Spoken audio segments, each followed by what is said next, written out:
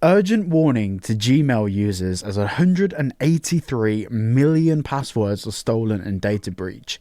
Now, why would someone be trying to steal people's email addresses and passwords? Gmail users have been urged to check their accounts after it was revealed that more than 183 million passwords were stolen in a data breach. Australian cyber expert Troy Hunt, who revealed the incident, called it a vast corpus of breached data, which totals 3.5 terabytes. To put that into perspective, that's the equivalent of 875 full-length HD movies.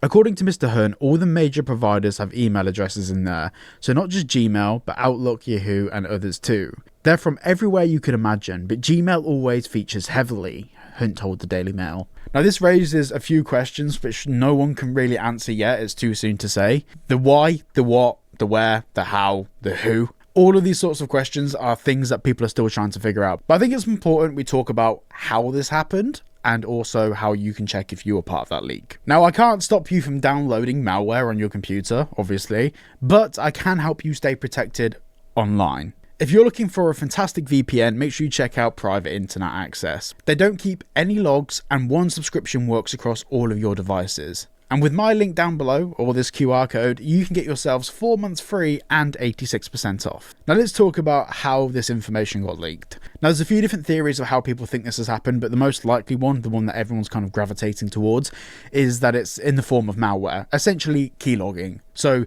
people have either gone to their email addresses and opened an attachment they shouldn't have opened, or alternatively, they've downloaded something from a website, and obviously this kind of keylog has been included in that. Now, I say keylogger, that's a very loose terminology for how this works, but I think keyloggers people are more familiar with. Essentially, when you type your password in, it records what you're typing, and then it sends that information off to a server somewhere or a database to be stored. Put very simply, this malware steals people's passwords. Now, this is just one little footnote in the article, but I think it's really important. According to the expert, breach data contained 183 million unique email addresses alongside the websites they were entered into and the passwords used. Now, this is a really important thing because this is no longer 183 million email addresses.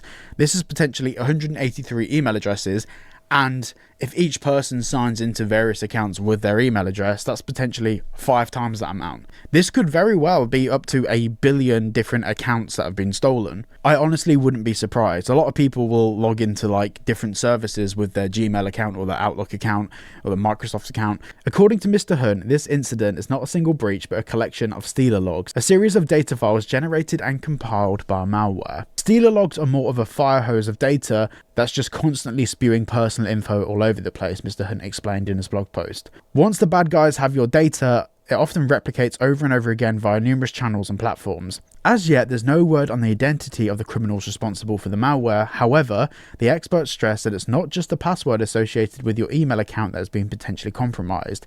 Also at risk are the unique passwords associated with your email address that you use on other websites too, such as Amazon, eBay, Netflix. This is what we've just been talking about. This breach could potentially be significantly more than 183 million individual bits of data. This could actually be the passwords that people use for their email addresses could be the same password that they use for something that isn't necessarily linked to their email. So, worrying. He added, stealer logs expose the credentials you enter into websites you visit then log into. Generally, people put themselves at greater risk by using the same single password across all their various online accounts. Now, I'm going to give you some advice on password management and how to keep yourself safe, so stay tuned for that. But if you want to check if your email address has been compromised, there's a link below to a website where you can basically type in your email address and it will search all of these various leaked databases and find out if your email has been compromised.